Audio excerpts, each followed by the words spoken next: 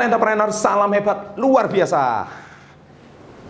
Konten kali ini saya akan membuat bagi Anda yang hari ini merasa dibenci, ditinggalkan sama teman-temannya. Ya, jadi ketika Anda dibenci, di sini ada 4 sikap yang harus Anda miliki. Oleh sebab itu, apa saja 4 sikap yang harus Anda lakukan ketika Anda dibenci selain satu ini.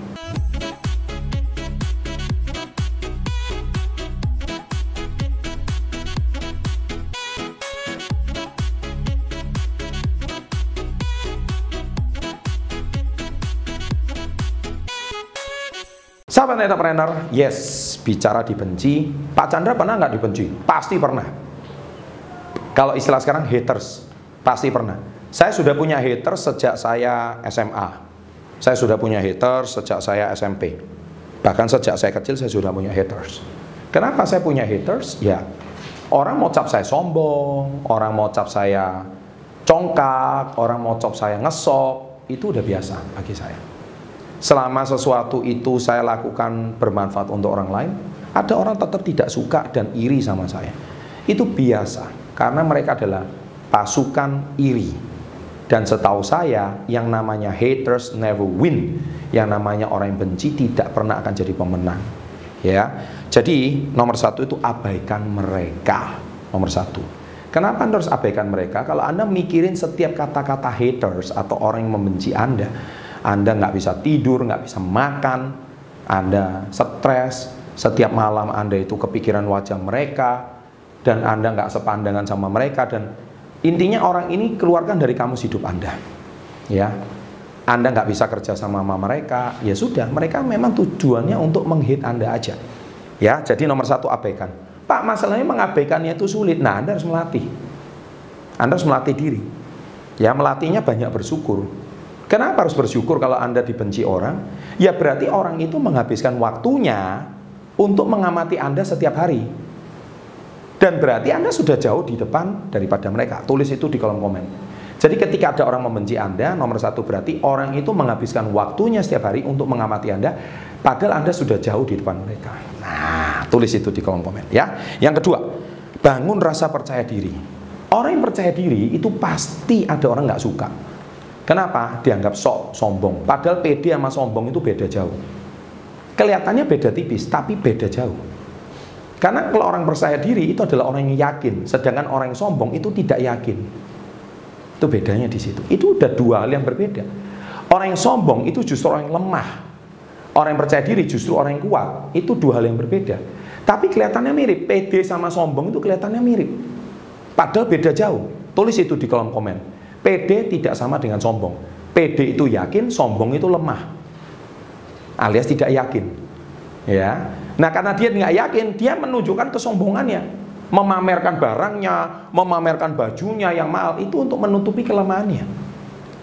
Ya, jadi saya beritahu, beda jauh. Ya, jadi bangun rasa percaya diri. Yang ketiga, buktikan bahwa mereka keliru. Cara membuktikannya gimana? Waktu, prestasi. Tunjukkan kalau Anda itu nggak usah membenci, nggak usah ngolok, tapi tunjukkan dengan prestasi. Masyarakat bisa menilai, teman bisa menilai, lingkungan kita bisa menilai bahwa orang-orang yang membenci itu tidak pernah lebih baik daripada Anda. Tapi buktikan bahwa apa yang mereka katakan itu salah. Buktikan bahwa apa yang mereka omongkan itu keliru. Ya kan? Tapi Anda tidak perlu membuktikannya dengan kata-kata, Anda buktikan dengan prestasi nyata. Anda buktikan dengan contoh nyata. Anda buktikan dengan kekuatan prestasi yang ada. Niscaya orang itu akan menutup mulut mereka sendiri. Oke, justru bagus loh kalau ada orang membenci kita, ada orang nggak suka sama kita, itu bagus. Tahu kenapa? Berarti membuat diri kita terpacu dong. Apa jadinya kalau Anda lomba lari, tapi lintasannya cuma 1? Nggak mungkin maju kan? Tapi kalau lintasannya 8 kan artinya apa? Kita hari ini harus lebih cepat dari orang di samping kita. Ya kan? Kita harus lebih lari, lebih cepat dari orang di samping kita. Karena apa? Ada kompetitor. Jadi kalau ada orang membenci kita, itu biasa.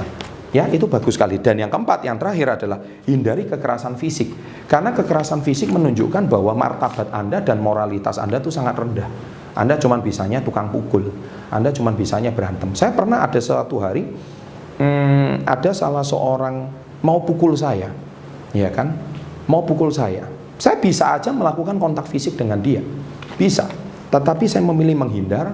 Saya memilih melaporkan kasus ini pada polisi, biar polisi yang menangani. Saya tidak perlu kontak fisik. Karena apa? Bukan level saya. Ya, bukan level saya. Jadi ada orang tersinggung itu menurut sudut pandangnya dia sendiri. Terserah. Bukan, sekali lagi itu bukan level saya.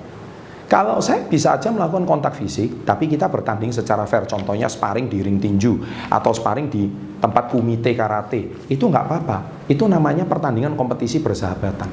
Tapi kalau Anda melakukan kekerasan fisik di lapangan, apa bedanya Anda sama orang-orang barbar di pinggir jalan yang nggak punya otak? Ya kan? Menurut saya itu sangat rendah banget.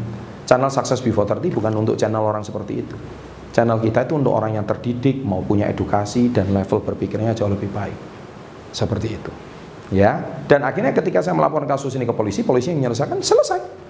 Gitu loh. Tanpa ada kontak fisik sama sekali. Jadi, bagaimana mengalahkan orang tanpa melakukan kekerasan fisik, tanpa melakukan, dan orang itu bisa melakukan gencatan senjata. Wah, itu ilmunya keren banget. Jadi orang itu kalah sebelum berperang. Orang itu kalah tanpa melakukan kekerasan fisik. Di sini. Itu yang keren.